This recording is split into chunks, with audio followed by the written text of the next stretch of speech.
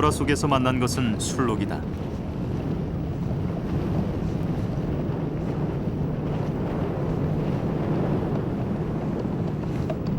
술록은 북극의 환경에 가장 잘 적응한 종의 하나다. 두터운 지방층과 보온성이 뛰어난 털로 겨울을 버틴다.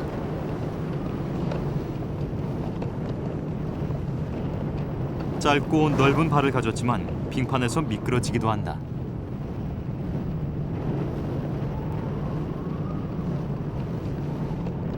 스발바드의 술록은 큰 무리를 이루지 않고 가족 단위로만 움직인다. 섬이 많고 먹이가 풍부하지 않기 때문이다.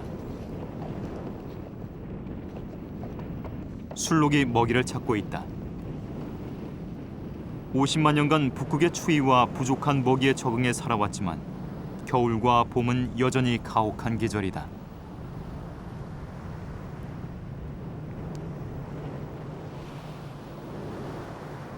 얼음을 뚫고 나온 풀들. 아직 술록의 배를 채우기에는 부족하다.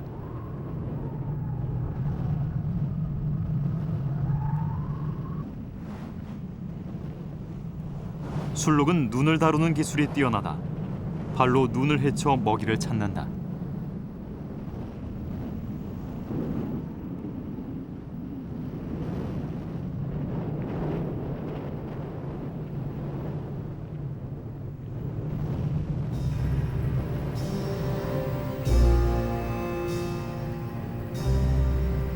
북극 여우가 나타났다.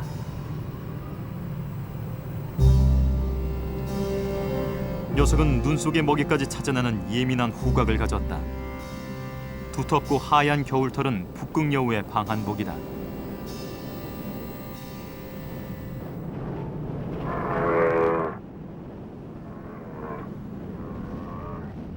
북극의 제왕 북극곰. 북극곰은 겨울에도 동면하지 않고 활동한다. 최상위 포식자지만 흰털의 보호색은 얼음 세상에서 살아가는 필수 조건이다.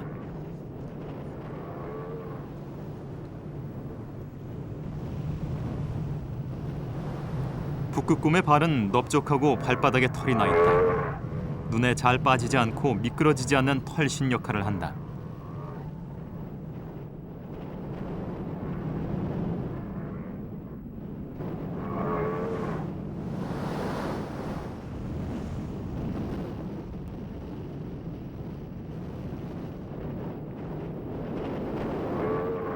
북극곰이 눈 미끄럼을 타고 다시 내려온다. 에너지 소비를 최소화하는 방법을 아는 영리한 녀석이다.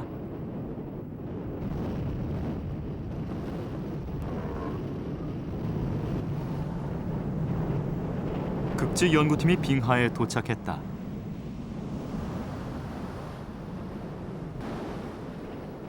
빙하는 오랫동안 눈이 쌓이고 다져져 만들어진다. 계곡 사이에 형성된 빙하는 바다와 만나는 곳이 종점이다.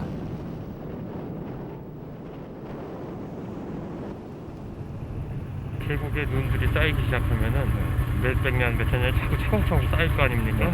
그럼 이제 어느 정도 수준이 되기 시작하면은 그게 자체 무게 때문에 천천히 흘리기 시작해요.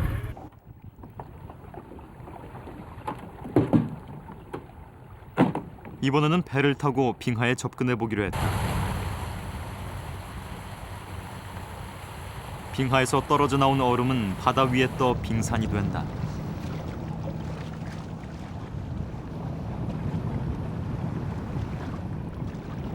빙산은 바람과 해류를 타고 바다로 흘러가 물이 된다.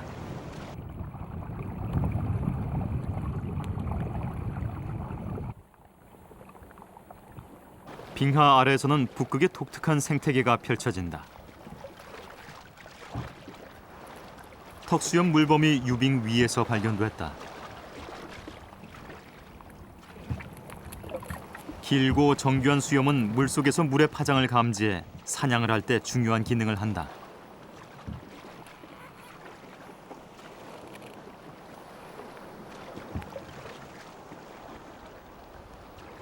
고리무늬 물범 새끼도 보인다. 녀석은 북극곰의 주 먹이다.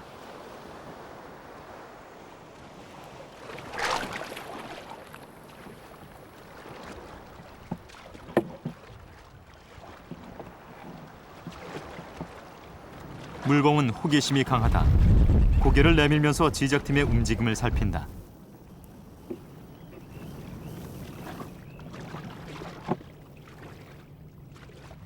턱수염 물범은 묵직하게 잠수한다.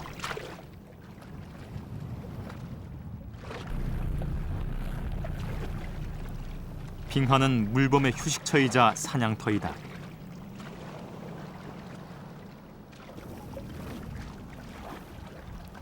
물범이 얼음의 바다를 넘나들 수 있는 것은 두터운 지방층 때문이다.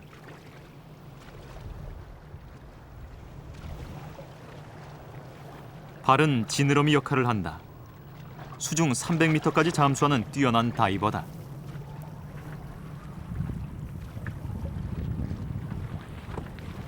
근접 촬영을 위해 얼음 위로 올라가 봤다. 좀처럼 움직이지 않는 턱수염 물범이지만 낯선 사람의 접근을 피한다.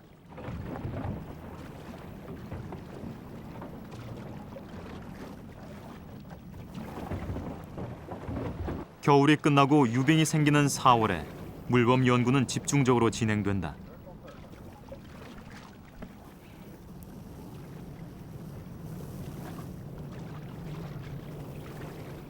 노르웨이 연구팀이 조심스럽게 물범에 접근한다.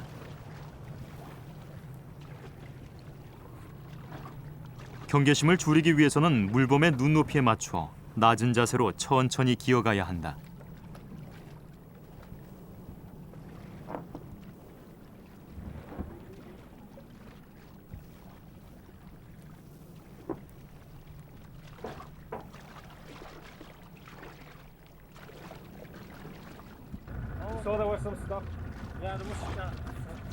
물범의 생태 연구를 위해서는 포획이 불가피하다.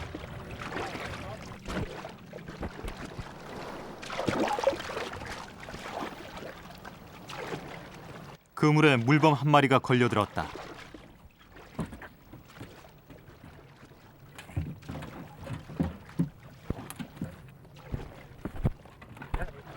녀석은 털갈이 중인 고리무늬 물범 새끼였다. 2달 전쯤에 태어났고 몸무게는 6kg 정도. 아직 젖을 못댄 새끼다. DNA 검사를 위해 물범의 털을 뽑는다. Don't bite. It's a little boy. Seems to be in relatively good condition despite the fact that he is dramatically underweight. He's strong and swimming in a capable manner. Seems to be in pretty good shape for a troll. 포획된 물범은 몸무게를 측정하고 건강 상태를 점검한다.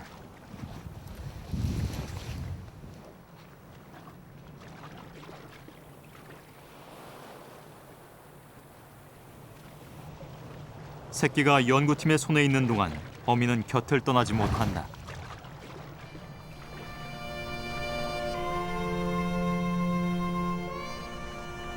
고개를 내밀어 사람들의 움직임을 살피며 새끼를 기다린다.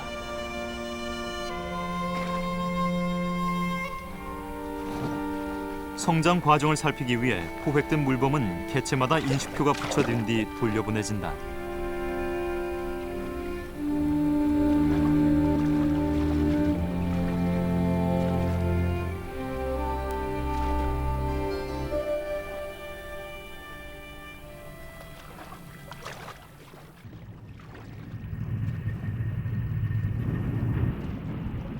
빙하 아래에선 극지연구소팀의 시료 채취가 한창이다. 강성호 박사는 얼음 밑에 사는 미세 조류를 연구한다.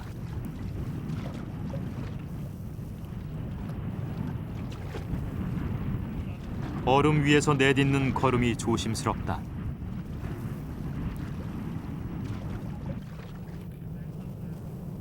얼음 밑에서 작은 물방울들이 올라온다. 광합성을 하는 생명이 있다는 신호다.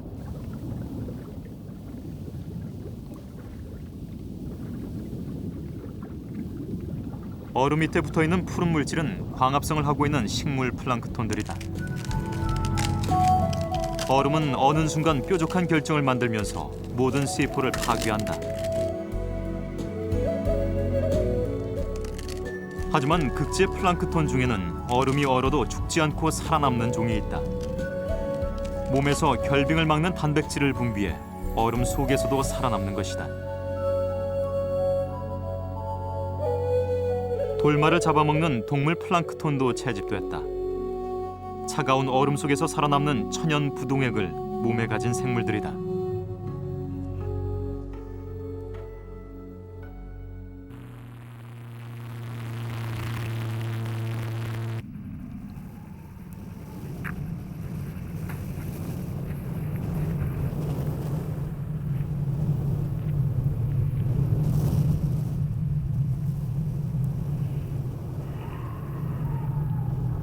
얼음 속에서 살아남는 생물은 바다뿐만 아니라 육지에도 있지 않을까.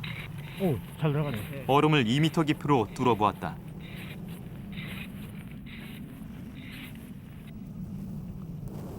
눈 덮인 이곳은 여름에는 호수로 변한다. 됐다. 다행이다. 한참을 파고 들어간 뒤 호어링 기기를 들어 올렸다. 햇빛이 들지 않은 2m 깊이의 얼음 속에서 꺼낸 얼음 막대기에는 어떤 생물이 살아있을까?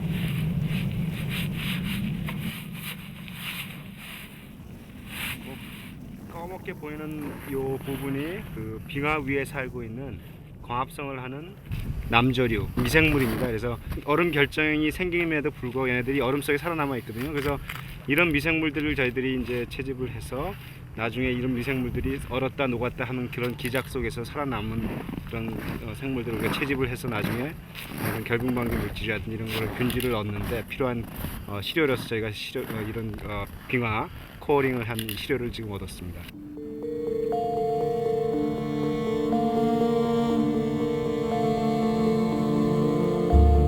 북극은 겨울엔 해가 없는 흑야였다가 봄이 되면서 백야가 계속된다.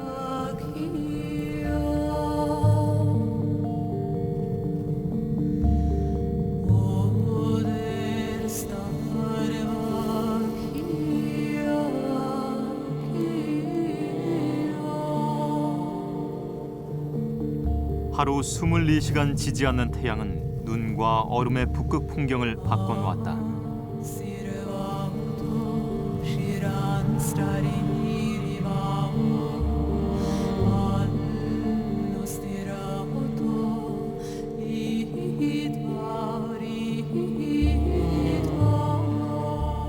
봄이 가고 여름이 왔다.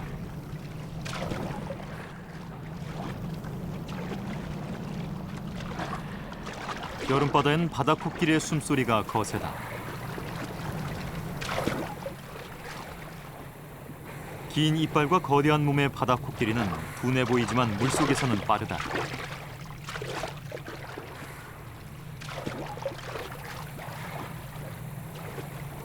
긴 이빨로 바다 밑바닥을 훑어 조개를 잡아먹고 산다.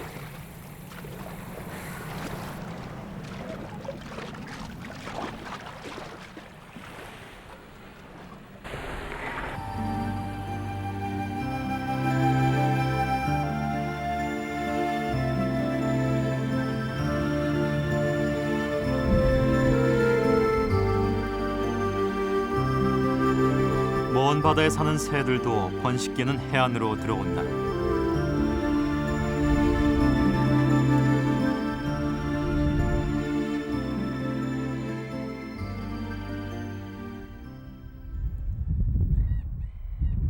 하얀 가슴털과 검은 몸털의 대비가 뚜렷한 리틀 옥스. 몸길이 15cm 정도로 바다 오리 중에서 가장 작은 종이다.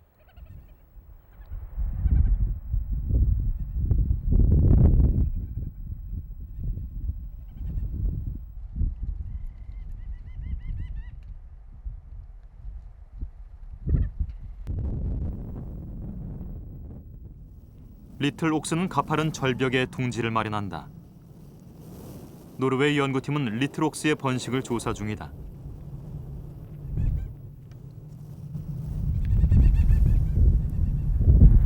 먼저 녀석들이 자주 앉는 평평한 바위에 포획용 그물을 설치한다.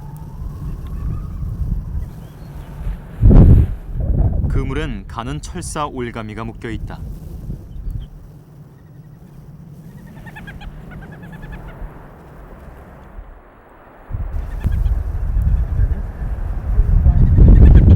옥스는 번식기의 집단 비행을 즐긴다.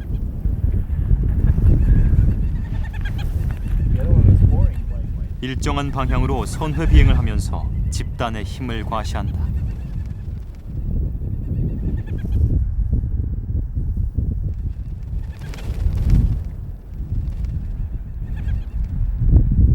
그물을 설치한 바위 위에 새들이 내려앉는다.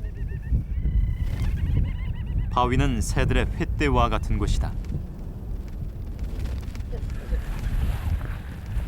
새들이 올가미에 걸리면 연구팀은 곧바로 달려가 눈을 가리고 데려온다.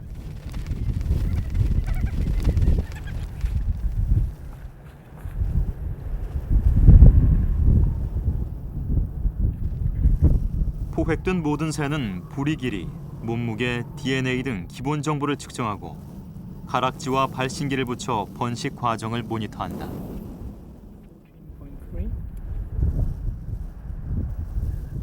노르웨이 연구팀은 6월부터 8월까지 2달간 이곳에 머물면서 기후 변화와 새들의 번식 관계를 연구한다.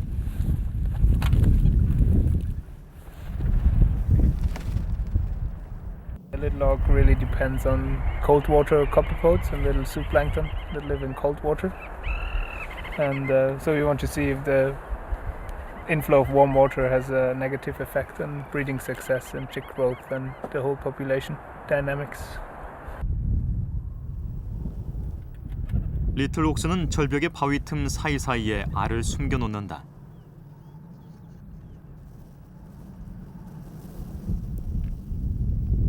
병원에서 쓰는 내시경 카메라로 일일이 들여다봐야 번식이 확인된다. 번식은 이제 시작 단계다. 하지만 여름이 끝날 무렵이면 이 절벽은 리틀 옥스의 울음소리로 가득할 것이다.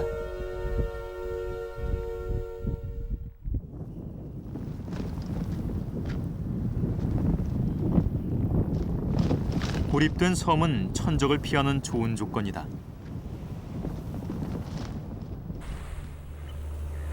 멀리 남극에서 북극까지 날아온 북극 제비갈매기. 북극 제비갈매기가 점령한 섬에 들어가면 녀석들의 집단 공격을 피할 수 없다.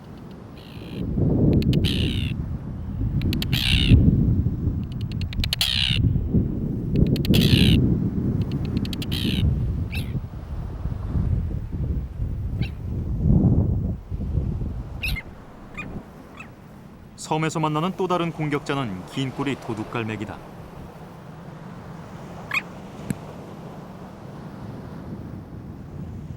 녀석은 자신의 번식 영역을 정지 비행하며 수호한다.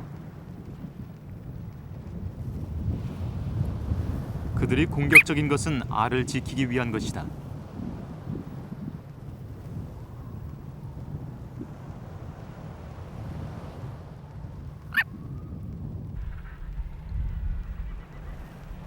섬의 절벽은 바다 새들의 집단 번식지다.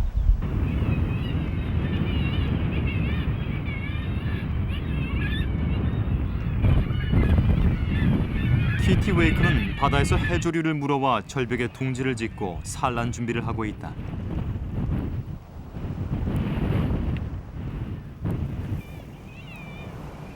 좋은 자리를 차지하기 위한 경쟁도 불가피하다.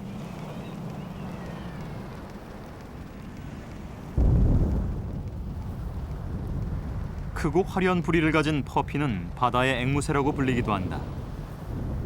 번식을 앞두고 암수가 부리로 애정을 나눈다.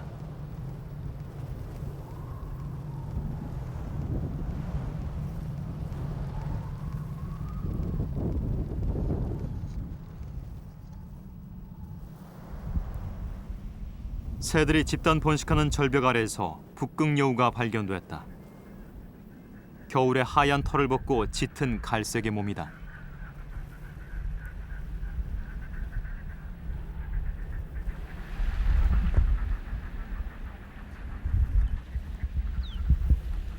녀석은 새들을 잡아먹기 위해 절벽 아래를 누빈다. 북극여우는 호기심이 많다.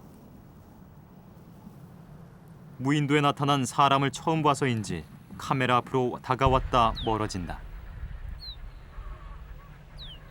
북극여우가 절벽 아래 높은 바위 위로 오른다. 먹잇감을 노리는 중이다. 섬엔 기러기들도 알을 품고 있다. 추운 날씨 때문에 어미는 가슴털을 뽑아 둥지에 깔고 새끼를 키운다.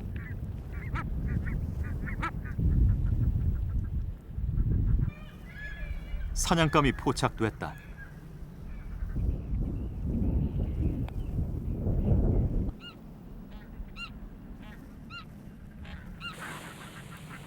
어미가 자리를 뜨자 곧바로 여우가 달려든다.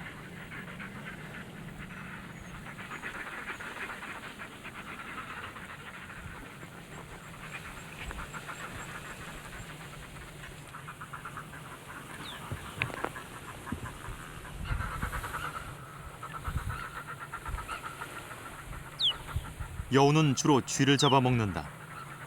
하지만 스발바드엔 쥐가 없다. 그래서 북극여우의 여름 주먹이는 새가 될 수밖에 없다.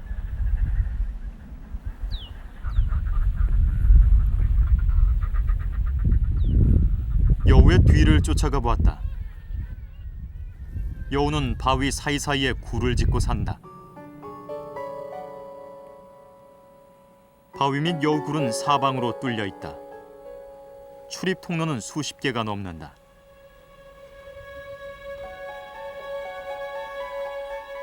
굴 속엔 새들의 깃털이 이곳저곳 널려 있다.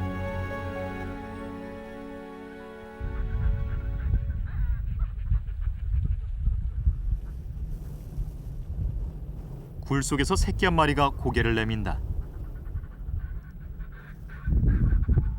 태어난 지 한 달쯤 된 녀석이다. 몸은 제법 커 보이지만 아직은 솜털이다. 또 다른 한 마리도 굴 밖으로 나온다.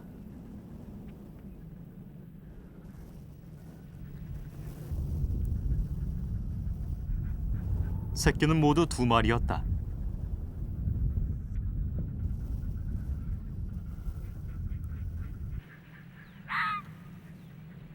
새끼들은 솜털이지만 몸은 벌써 어미와 구분이 어려울 정도다.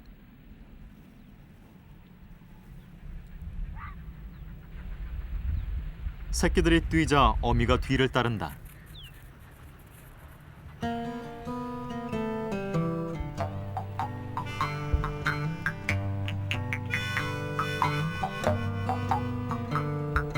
새끼들이 뛰어간 곳은 눈밭이다. 새끼들은 장난을 좋아한다.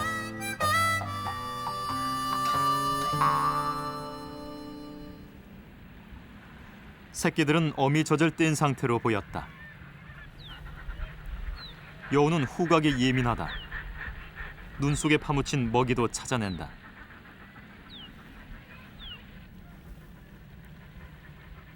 어미가 새를 사냥했던 자리. 새끼는 냄새를 맡으며 무언가를 물어뜯어 본다. 젖을 뗀 새끼. 사냥 본능으로 살아야 하는 야생의 시간이 임박했다.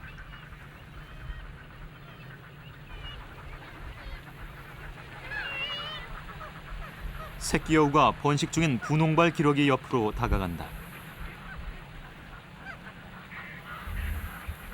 분홍발 기러기는 혀를 내밀며 경계 자세를 취한다. 새끼 여우가 그냥 지나친다.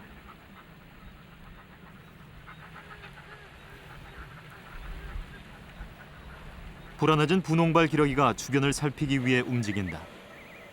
둥지에는 부화한 지 나흘쯤 돼 보이는 새끼들이 있다.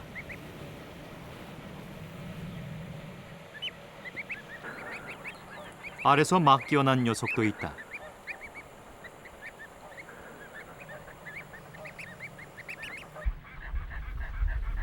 어미가 없으면 곧바로 포식으로 이어질 수 있다.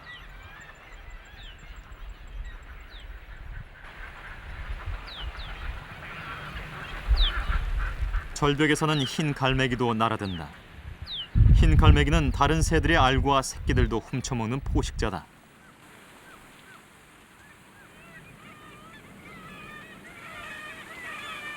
조심스럽게 둥지로 날아드는 흰 갈매기. 그러나 곧바로 방향을 선회한다. 여우 가족이 노려보고 있기 때문이다.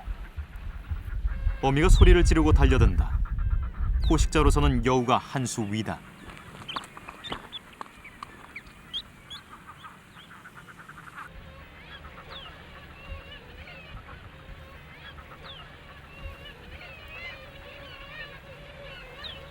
북극여우는 한 입에 새끼들을 물고 달아난다.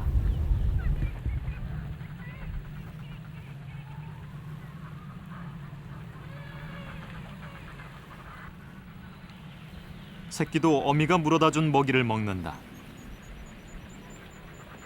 여우가 있는 섬은 거의 모든 새들의 번식이 수포로 돌아간다.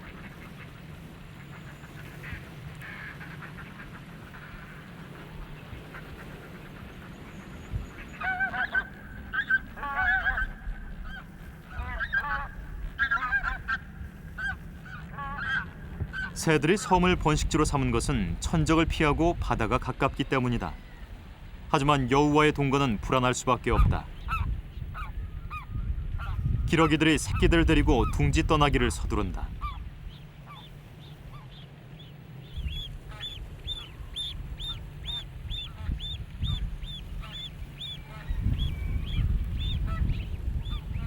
어미의 걸음을 따라잡으려고 새끼들은 발버둥친다.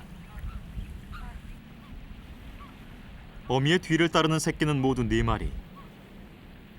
걸어서 바다로 향하는 둥지 떠나기가 새들에겐 가장 위험한 순간이다. 천적은 여우뿐만이 아니다.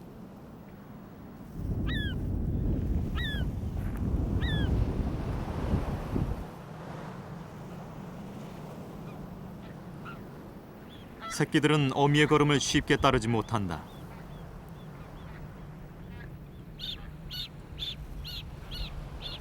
뒤처진 한 마리가 어미를 찾는다.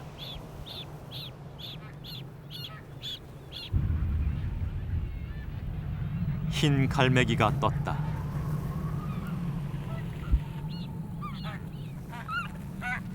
새끼를 공격하자 암수가 합세에 저항한다. 어미의 도움을 기다리는 새끼의 소리가 더 거세진다.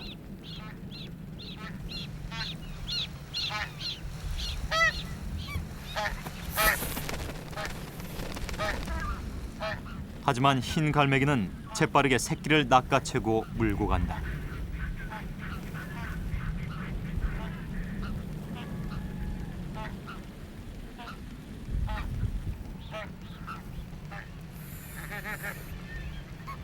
흰 갈매기의 공격을 피한 새끼 2마리만이 어미를 따른다. 살아남기 위해서는 한 걸음이라도 빨리 바다로 나가야 한다.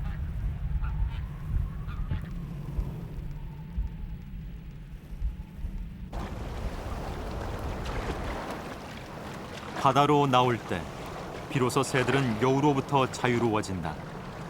하지만 안전지대는 아니다.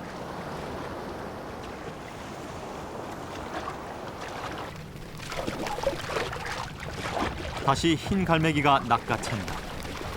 흰 갈매기 무리는 새끼 2마리를 모두 물고 간다.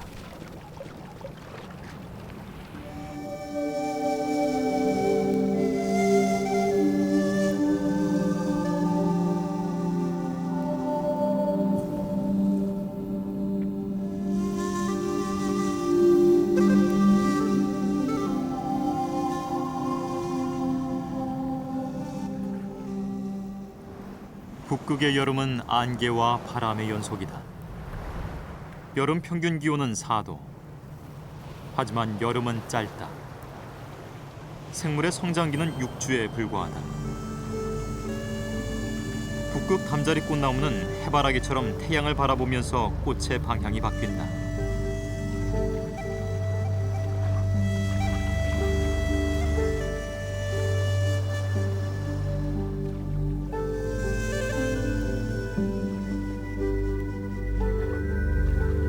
북극 종 덤불나무는 종 모양의 흰색 꽃을 피운다.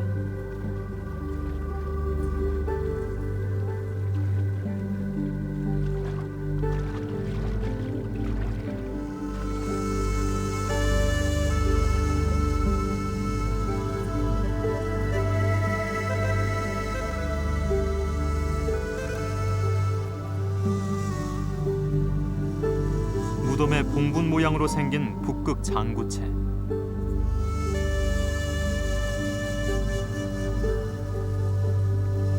이 식물은 남쪽 면에서 먼저 꽃이 피고 나중에 북쪽 면에서 개화가 이루어지기 때문에 나침반 식물로 불리기도 한다.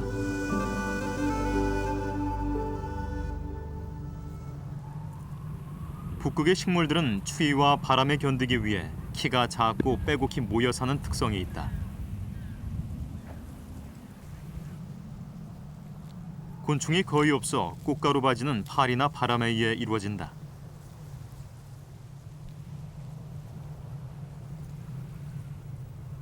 식물들은 땅을 기듯이 낮게 자라고 그 지하부에 뿌리뿐만 아니고 이게 줄기도 줄기가 같이 땅 속에 묻힌 채 꽃만 지상에서 피우기도 한다.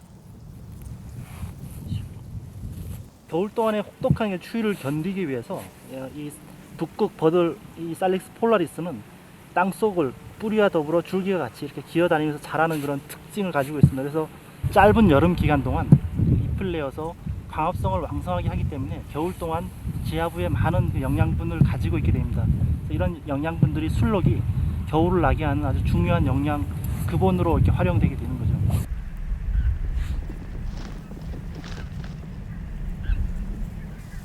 술록 가족이 초지로 나왔다. 술록도 두터운 겨울털을 벗고 털갈이 중이다. 짧은 여름. 얼음의 땅을 녹색으로 바꾼 것은 눈이 녹기 전부터 땅속에서 성장을 준비해온 1차 생산자들이 있었기 때문이다.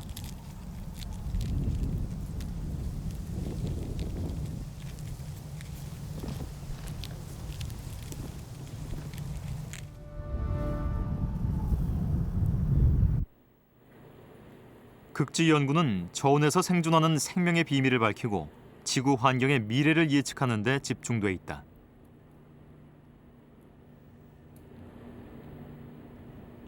바다에서 채집해온 성게는 생식기를 해부하고 오염도를 측정한다.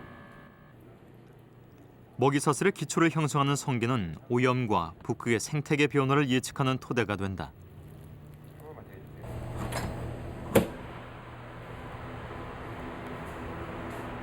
강성호 박사는 빙하에서 채집한 식물 플랑크톤을 배양 중이다. 영하 30도까지 떨어지는 얼음 속에서 살아남은 작은 생물이 분비하는 결빙 방지 단백질의 비밀을 찾는 작업이다. 머리카락 지름보다 작은 단세포 생물. 하지만 이들이 만들어내는 천연 부동액은 냉동 보관 등의 기술에 활용될 수 있다. 그래서 난자나 제대혈은행이라든지 아니면 뭐 이런 혈액 같은 거를 초저온 냉동 상태로 얼렸다가 녹이는 그런 그 산업적인 활용 면에서 활용할 수 있지 않을까 생각합니다. 극지는 기후 연구의 전초기지다. 김성중 박사는 해수의 순환과 기후 변화를 연구 중이다. 지난 50년간 북극의 겨울철 평균 지표 온도는 10도 이상 상승했다. 저위도 지역보다 10배가 넘는 수치다. 극지에서 지구 온난화는 잠재적인 위협이 아닌 현실의 위기로 다가서고 있다. 그린랜드라든가 현재 위치하고 있는 대륙 빙하들이 지금 현격하게 줄어들고 있는 양상이고요. 또한 해빙도 지금 상당히 좀 두께가 얇아짐으로 인해서 앞으로 향후 수십 년 이내에 해빙이 전부 없어질지도 모를 것이라는 그런 수치 모델 결과도 있습니다.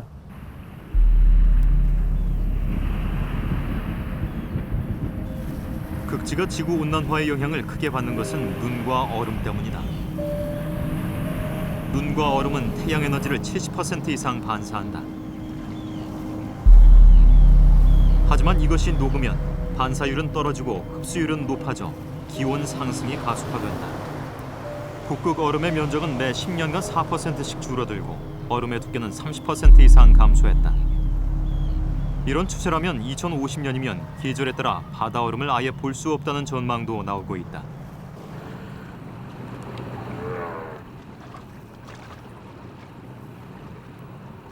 북극의 제왕 북극곰.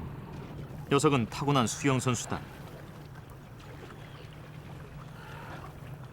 긴 목을 빼들고 주변을 살피면서 먹잇감을 찾는다. 북극곰 먹이의 80%는 물범이다.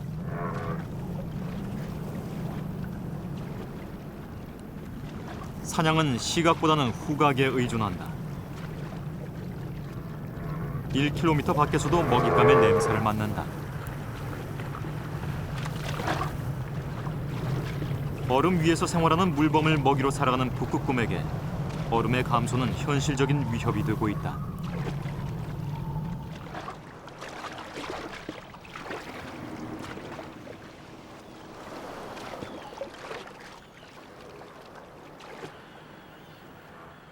(2050년) 바다 얼음이 사라진다면 북극곰은 땅에서 먹이를 찾는 신세로 전락할 것이다.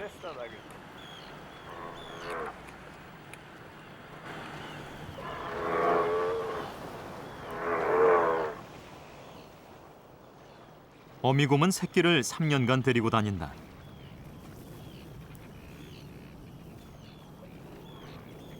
새끼가 어미곰의 행동 하나하나를 모방하며 야생에서 살아가는 법을 배우는 데 필요한 시간이다.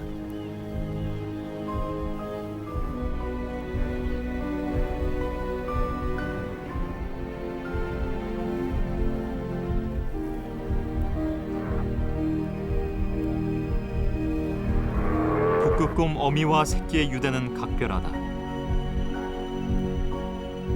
20m 이상 서로 떨어지는 경우가 거의 없다.